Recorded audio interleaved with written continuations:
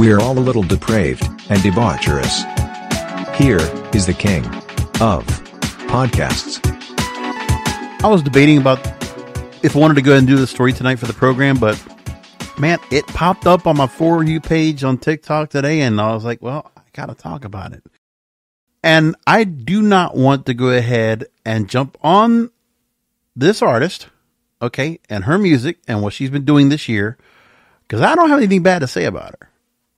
I don't. I just think that foot and mouth might have been put in place tonight, and at such a crucial point where her career is now, hitting a big stride right now, because really her stardom has gone, and it's been skyrocketing for the last couple of months. Farther back before that, but still, she's been working at this for a long time, working her way to get to this where this moment came up to her. I don't know if this is where she was expecting this to be, but right now the album has come out and she is kicking ass. Okay. Chappell Roan has been all over the charts. Her music has been all over the place. She has been performing a lot. She just performed at Lollapalooza to a massive crowd, a sea of people that went and saw her over the summer. So she's had quite the whirlwind tour for herself and a lot of success coming behind it. And you know what? If the Grammys come up next year, I'm not surprised if she's nominated for a whole lot of different awards, including Best New Artist or other albums that might come across that she might be suspected at least be nominated for. But it's one thing on how you handle fame and how you come across when it comes to you. So here's the thing. I'm going to play 2 clips that she put up on her TikTok feed today, as I record this program on Tuesday, August 20th. But here's what she put on her TikTok feed. I'm going to play both of them. They're about a minute long. So here's the first one. This is the first one that really caused a lot of attention. I don't care that abuse and harassment, stalking, whatever, is a normal thing to do to people who are famous or a little famous, whatever. I don't care that it's normal. I don't care that this crazy type of behavior comes along with the job, the career field I've chosen. That does not make it okay. That doesn't make it normal. It doesn't mean I want it. It doesn't mean that I like it. I don't want whatever the fuck you think you're supposed to be entitled to whenever you see a celebrity. I don't give a fuck if you think it's selfish of me to say no for a photo or for your time or for a hug. That's not normal. That's weird. It's weird how people think that you know a person just because you see them online or you listen to the art they make. That's fucking weird. I'm allowed to say no to creepy behavior.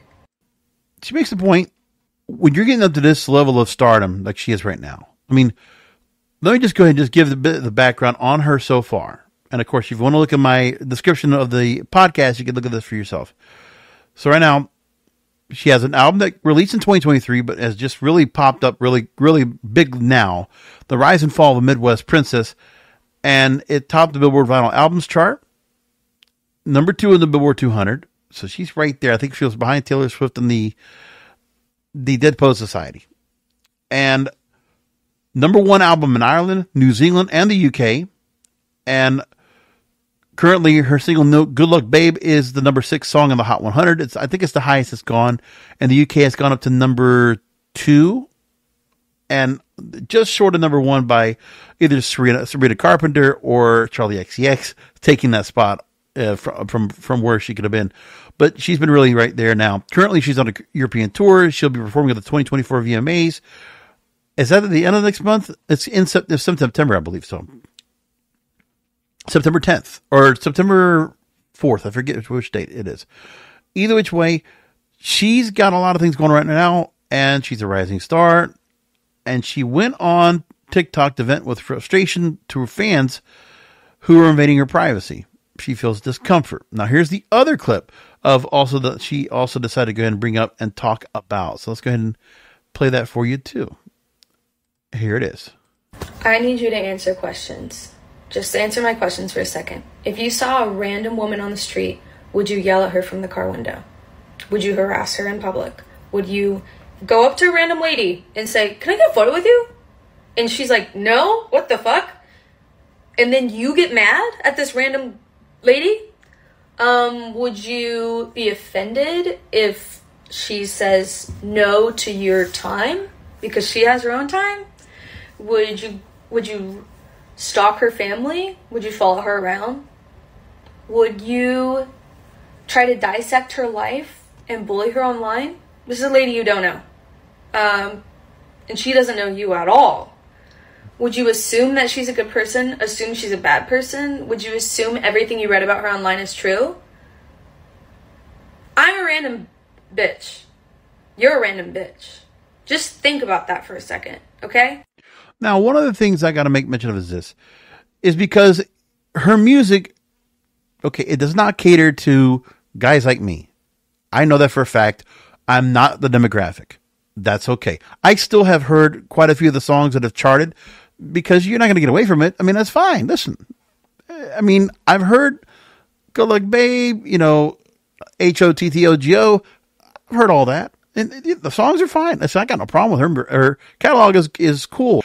I like that she kind of is like a disruptor. She's out there and definitely has a different look for herself. She changes her look.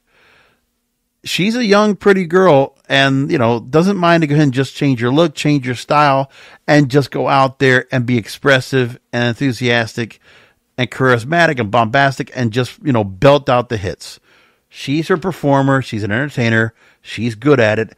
I'm glad she's getting her flowers now. I'm glad she's getting her recognition. The unfortunate thing is with stardom now, especially with social media, is when there are some people that really take this to heart and they hate it. And I get that part. Hey, social media is a cesspool in many different ways. I don't like using social media myself to express anything. I knew that from the beginning. I remember when I was working at my full-time right now, okay, and we were looking at Twitter and looking at Facebook and saying, what the fuck are we going to do with this? And with social media, I was saying to myself, man, I'm using this as a promotional tool.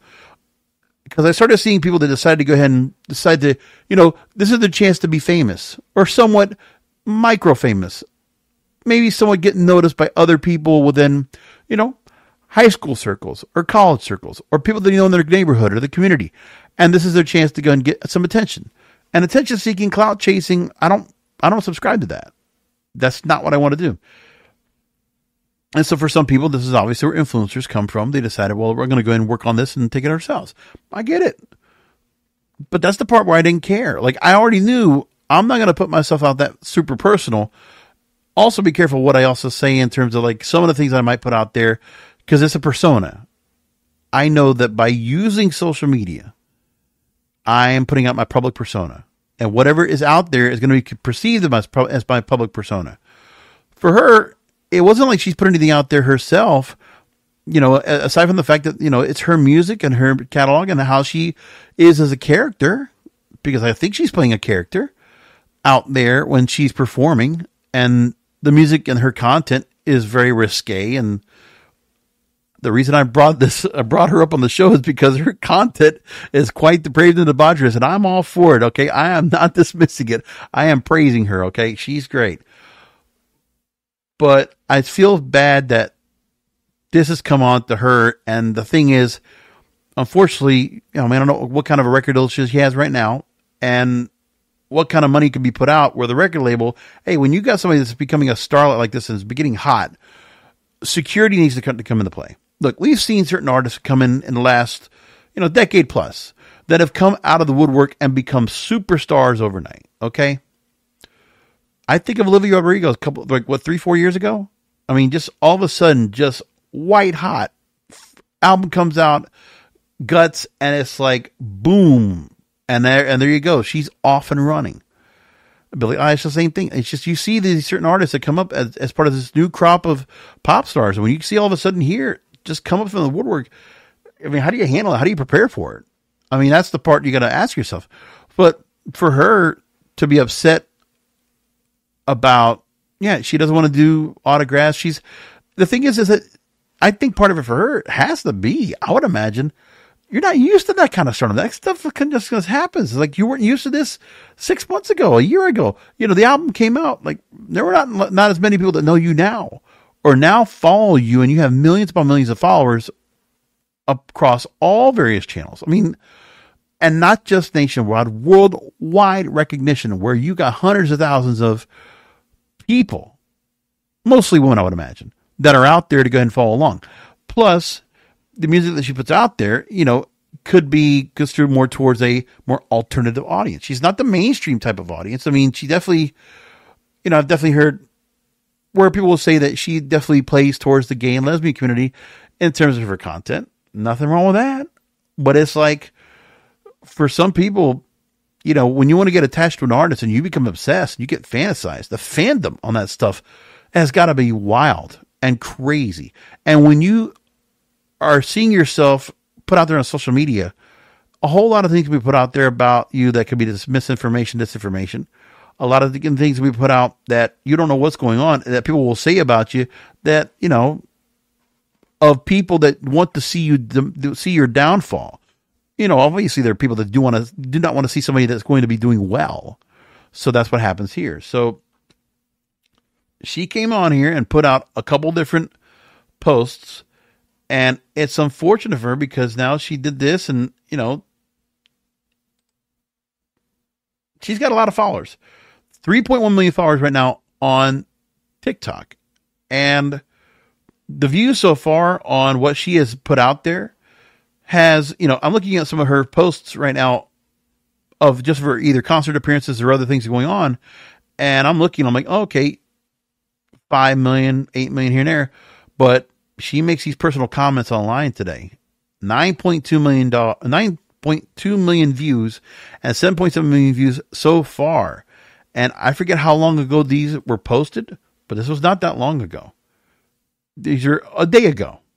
And now all of a sudden, she's getting a lot of talk about this. And there are a lot of people that are really have taken on to be upset about this. Fans have gotten a little bit unhappy about it. But anyway, the press has taken on to it pretty quickly. In the caption, she clarifies, Chappell Roan, by the way, the video isn't directed at a particular person or incident. She's commenting on her own experience and feelings. In fact, this isn't the first time that Roan has addressed this kind of harassment and abuse she's endured since her career suddenly skyrocketed her into superstar fame. So here's the part that I didn't know about. I'm glad we get to go into hear about this now, because I don't follow along so heavily in social media about these kind of things. But Roan talked to Drew Afualo, who's also a very controversial TikTok influencer and also influencer online in general. She went on the comment section podcast and talked to Drew and said that she's pumped the brakes on her career a little bit due to fan behavior. Quote, some fans follow me and know where my parents live and where my sister works. All this weird shit. This is the time when a few years ago when I said that if there were stalker vibes or my family was in danger, I would quit. And we're there. We're there. End quote. And of course, we know there have been a lot of celebrities that have gone through this kind of thing right now. And according to the Glamour article I'm reading from here, the writer is Kathleen Walsh, she makes the point and says that Chappell Roan is doing what she's doing is fighting back against the expectation. Talking about that, quote, I'm allowed to say no to creepy behavior. Well, I want to call out the people that are deciding to go ahead and think it's okay to go ahead and go after her. I mean, this kind of stuff shouldn't be happening because, it's a shame that she has to feel like she has to now take a break to tamper down what's going on because she had to deal with this issue right here. It sucks to hear that. She's 26 years old. She's still, this is all coming up to a young girl like this, just overnight sensation like that. And it's not that she wasn't, she's worked hard to get to where she is in this career. And that's the part I'm looking at. I'm like, it sucks to go and see all this right here. Now, the Missouri-born singer has been making music for nearly a decade now, but her stardom has undeniably skyrocketed since March of this year.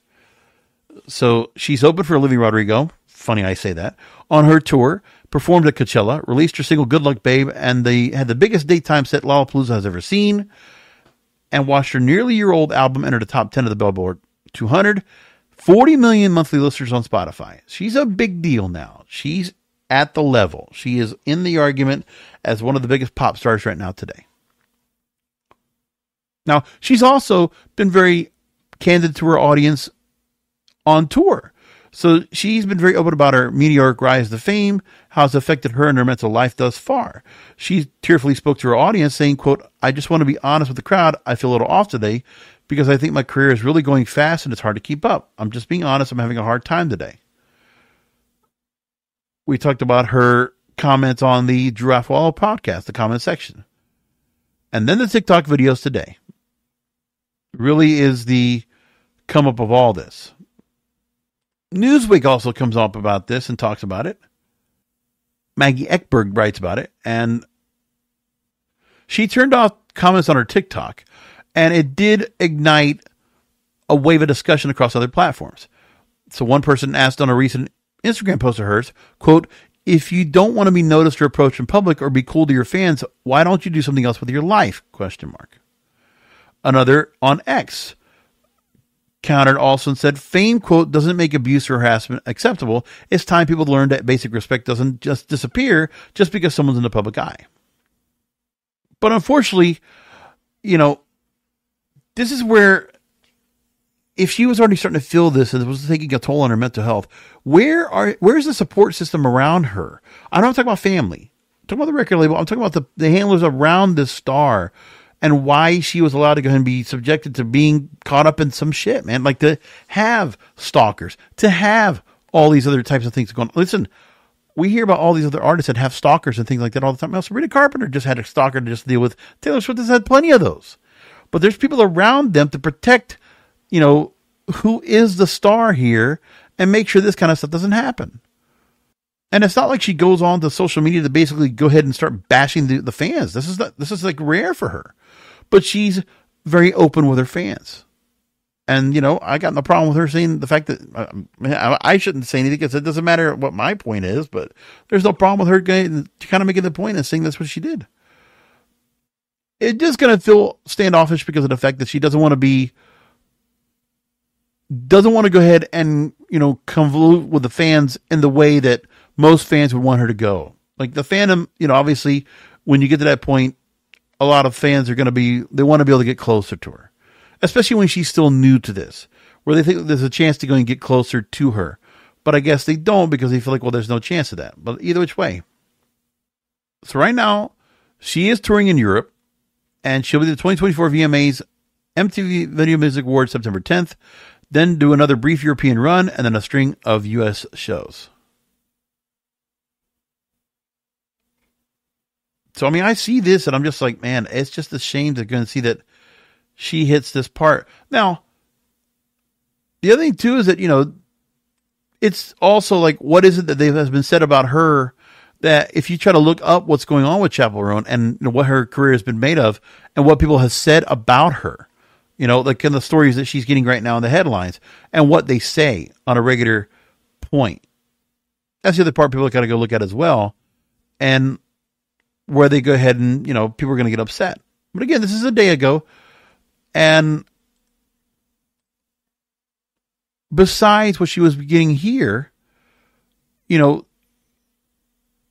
the approach of even the media and the press on how they're going after her as well is the other part that people are kind of getting into this in the same way. Like right now, her album has come out with an exclusive poster, limited edition vinyl, so there's more merchandise out there for the fans to really glom over and go and buy. Like the first thing somebody might say is, well, hey, take the money and shut up and just be the star and shut up and perform because you're making a lot of money for what we're doing on this, for what we're doing for you, as the fans might say. But I don't agree with them kind of going off of that. But there's been a lot of talk to her. And it's like the career that she's getting right now, it's not just about the music anymore. It's this stardom that has just blown up. And, just as much as the craze of the fans is the craze of the media, they get a chance to go and talk to her and the appearances she has to make and what she has to go and say because they want to get to know this young lady now that she's in the mainstream. One of the things that was being brought up and had a lot of press was the fact that, I guess the media was putting out the idea that, Chappell Roan is just this amazing, star that why wouldn't she have aspirations for Hollywood? Okay. She spoke with Bowen Yang in an interview with Interview Magazine, I think it was. She has no acting dreams beyond performing on a concert stage, despite initially using music as a way into Hollywood. Quote, "I say this with peace, love, and blessings. Actors are fucking crazy. Like, I get so freaked out by film people. I've been asked in the past couple of weeks, like, you want the lead in XYZ? And I'm like, no. Okay, but which genius casting director was trying to get Roan to the top of the call sheet? Someone spill, I'm listening. So there's all these things that are being brought up now. Hollywood is starting to call on her door to try to figure out what they're going to do with her. She says that the industry is legitimately so scary and is so out of control. I can put out music whenever I want. I don't have to wait for a casting director to be like, it would be great if we cast you, and then we'll decide your schedule for the next 3 months. However, being on screen isn't completely off the table. She says that I think it would have to be really specific and really silly. I would maybe do a cameo. She goes on and talks more about, the lead acting roles that she's been offered, and she'd rather get arrested. Now, this interview on Interview Magazine was put out this past Monday, and she mentions that, quote, I've been trained how to act, but it's the most stressful thing in the world to me. I would rather get arrested because I know how to operate myself in jail. It would really have to be the right thing and the right timing. BBC went along and also talked about some of the stars that have gotten this kind of uncomfortable behavior from fans, and it's really stemming from social media. Actress and singer Keke Palmer posted on social media that no means no, even though it doesn't pertain to sex. Described when she was being filmed against her will in a bar. Justin Bieber said previously that he was done taking pictures with fans in an Instagram post, saying he wants to keep his sanity with demands for selfies, leaving him feel like a zoo animal. Game of Thrones actress Emilia Clarke also said no to requests for photos, and she was on the Table Manners podcast in 2019, describing 2 encounters with fans.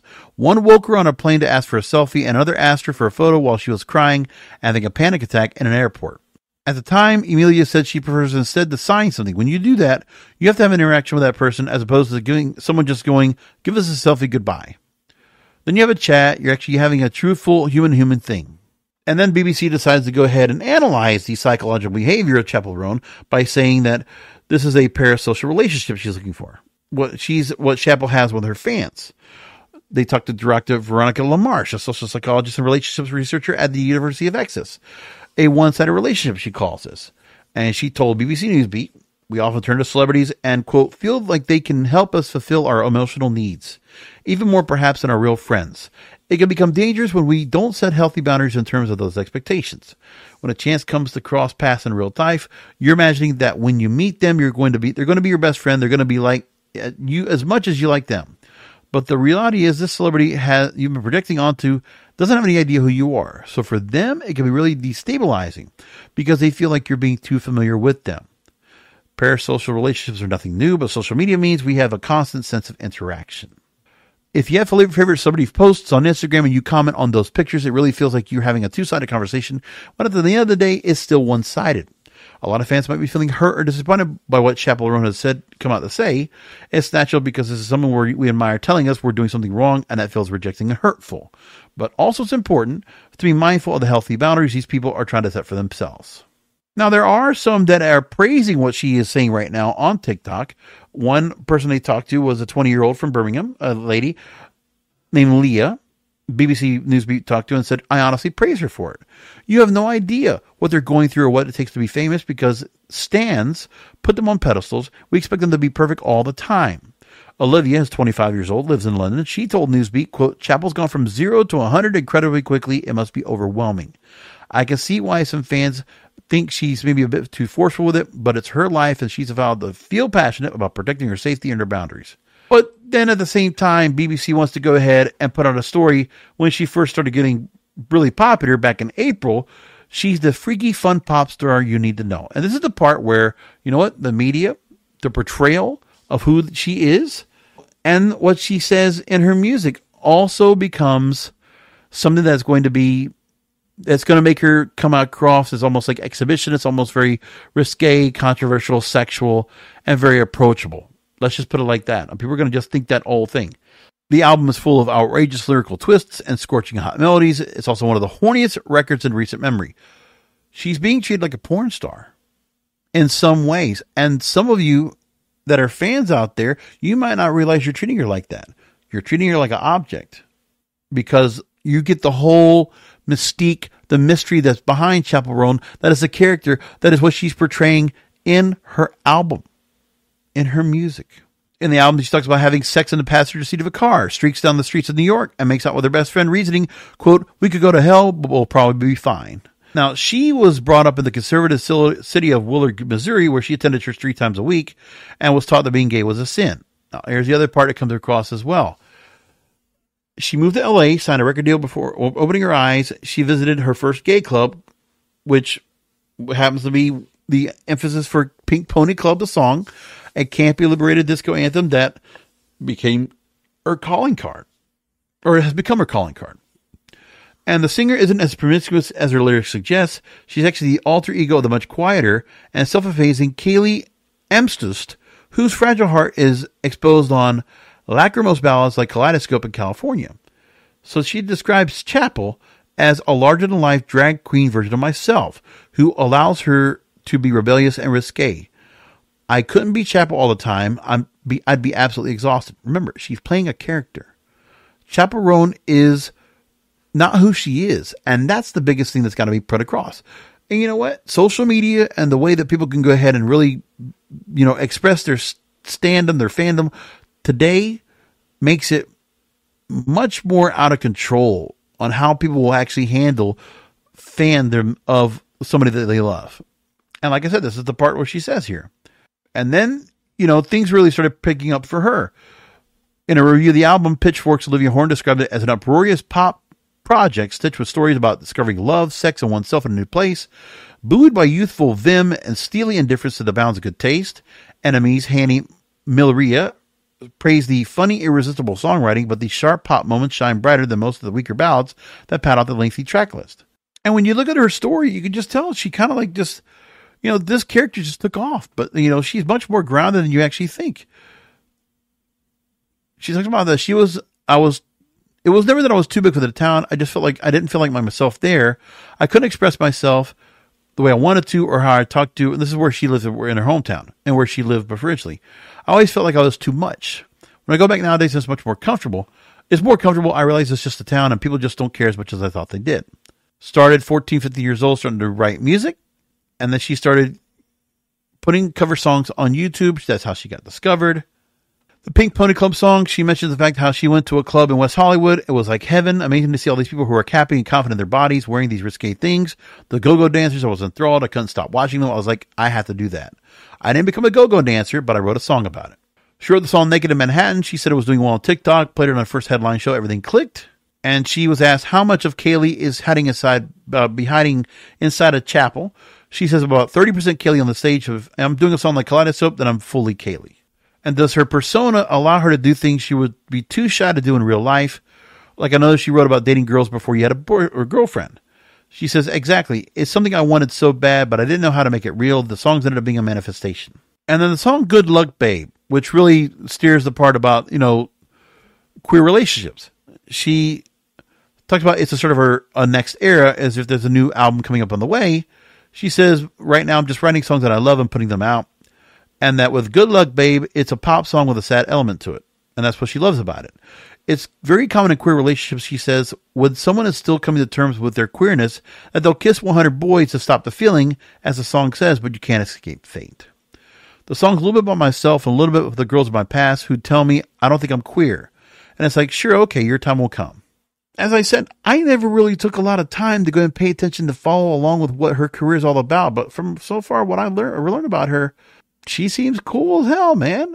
So, I understand the people that want, there's a likability about her. She's just, it's hard for someone to go ahead and just come overnight after all these years. Again, remember, 12 years plus, she's been working on trying to get to this level. If this is what she wanted, she got it. She's a star right now. And, the persona's a persona. Great. I always love when somebody can come out there and be a different persona and just say, okay, just go ahead and go out there and be, entertain us.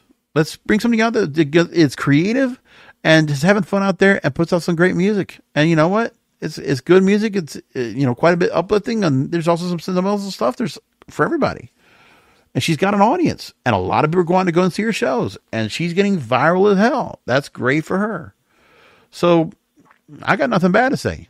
I feel bad that she's got to go through and, she's going to get some flack, unfortunately, from some fans that are going to take this very personally and going to be upset about it. and it sucks. So I asked the question, did she rub them the wrong way? No. I don't think she rubbed anybody. I mean, of course some fans are going to feel rubbed the wrong way. They're going to feel that. There's no doubt about that. But you know what? They're not set on reality either. They need to realize this young girl, she's just trying to get on her feet on the ground now and try to stay, keep herself together, because this is a big deal. I mean, the stardom's here. It doesn't last forever. But for her, you ride this star as long as you can, and hopefully, you don't lose yourself in the process, because that's usually what happens. Because with some people, they don't know how this stardom comes across and how they're going to be able to handle it, once they get there, because it's coming to you, and then all of a sudden it could just go away. How do you handle it? So I wish her nothing but the best. I got nothing wrong with it. I like the fact that she puts out music that's fun and risque and out there, and she's having fun, and she's not afraid about writing and singing songs, being depraved and debaucherous.